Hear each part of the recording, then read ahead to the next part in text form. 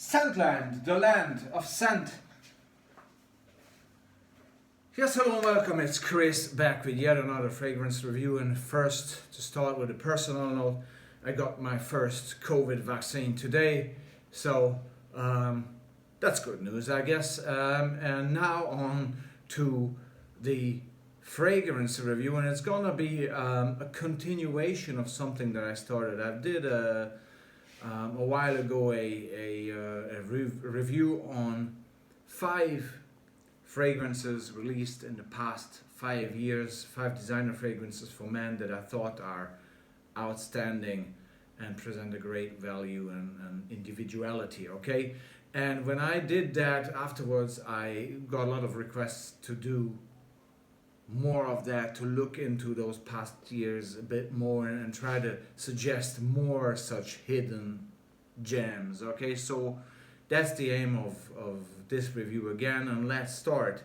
2016, so we're talking about fragrances between now and the past 5 years, so counting back to 2016. 2016 saw the Spanish house of Loewe, Siete, Anónimo.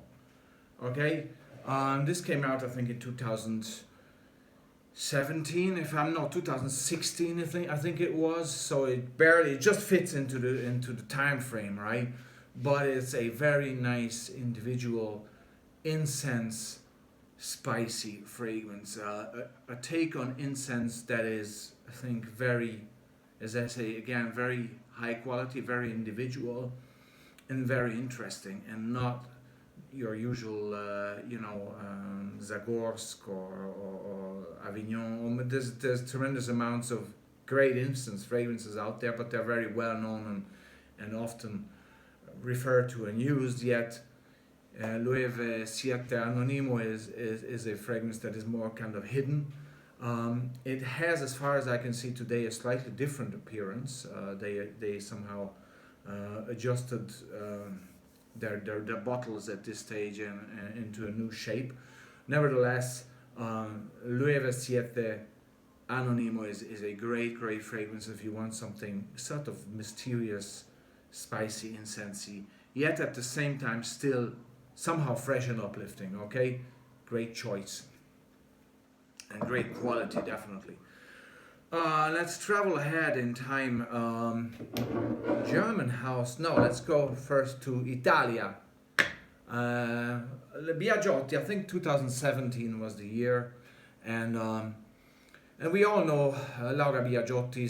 I think she passed away in 2017 actually, and we all know the many flankers that came and after the original Roma, Uomo, which was released way back in the early 90s.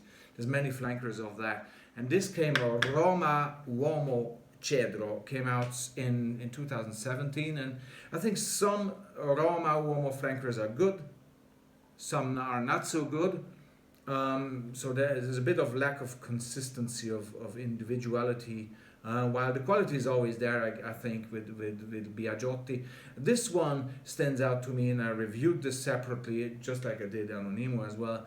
It is such a nice, fresh, optimistic, positive fragrance. It has this kind of cascalone freshness, the sea type of freshness, yet it has some, as far as I remember, it has some rhubarb in it, some notes that make it very sort of individualistic again and interesting, and it has the creaminess, the creamy background of the original Roma, Uomo, Biagiotti, okay? So, and it does present this package in a very positive, uplifting, easy to carry along, very versatile.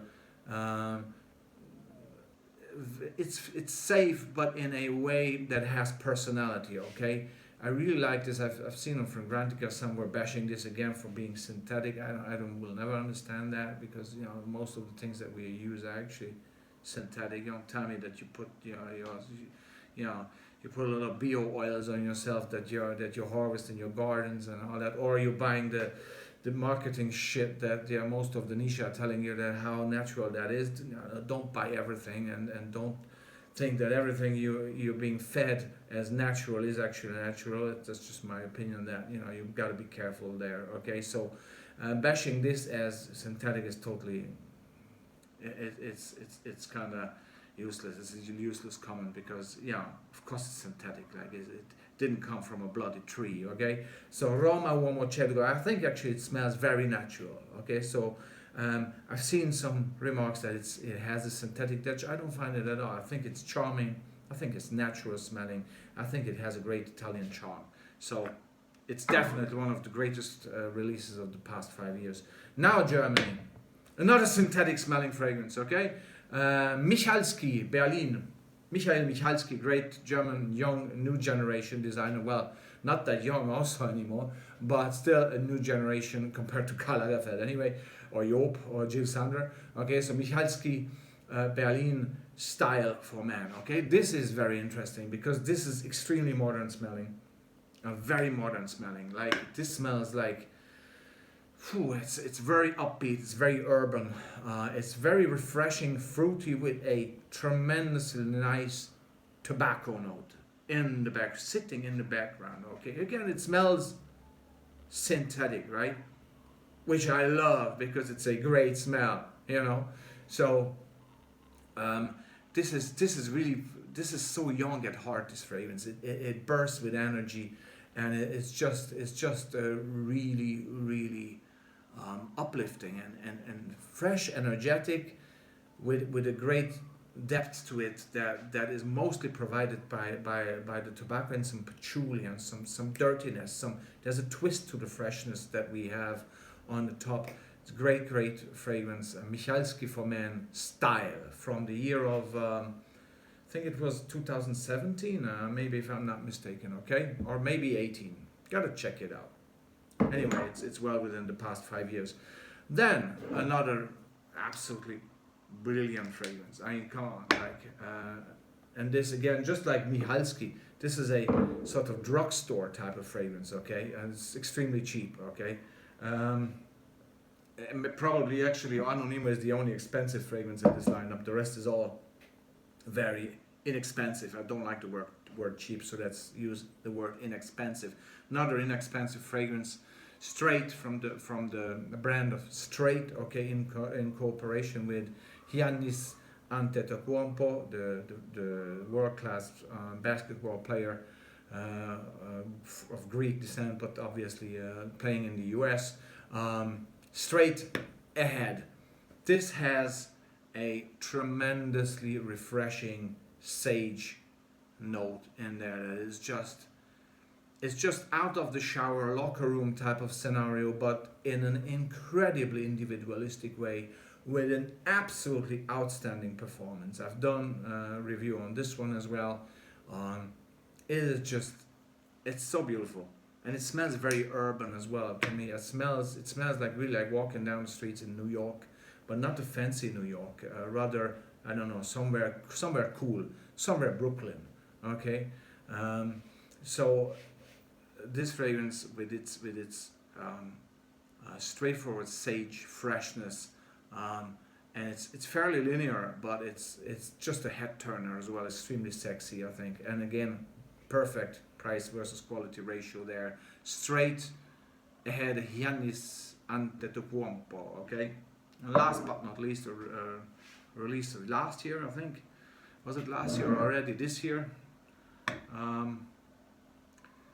2020, 2021. I think it was 2020 actually. So last year, Karl Lagerfeld. After he passed away, this came out. Kind of commemorating the places where he's been, where he loved to be, and where he has actually boutiques, okay? New York, Mercer Street, pour homme, okay? Now my wife does love to wear this, so this is like pour homme, okay? This is absolutely gender neutral fragrance. It's a wonderful citrusy, peppery beauty. It's sharp, it's very invigorating, it's very urban. It's absolutely, in my opinion, genderless, and the refreshing part of the citruses with the tremendous pepper here that is basically kind of tickling your senses in a continuous manner. it almost has some metallic touch to it as well. Somehow it's very urban, this one as well. And it smells like I've done a review on this one. It smells like the combination of Paco Rabanne Eau, a few years back, 2002 I think it was, and Lalique White with the white pepper, beautiful, absolutely stunning. So, and again, a great price versus quality ratio. I give it a 8 to 10 to 12 sprays for this. To really be able to smell it throughout the day. But this is the type of fragrance that you just love to overspray, and you can really never really overspray because you can't offend anybody. So these are 5 more fragrances of the past 5 years that I think are definitely worth to be mentioned and to be purchased and worn, because they really represent something of the past 5 years that is of quality, of high quality, good price versus quality ratio, good performance, and some individualistic touch. So you will never hear me mentioning another flanker of Paco Rabanne 1 million or bloody Invictus or whatever, another Sauvage clone or whatever.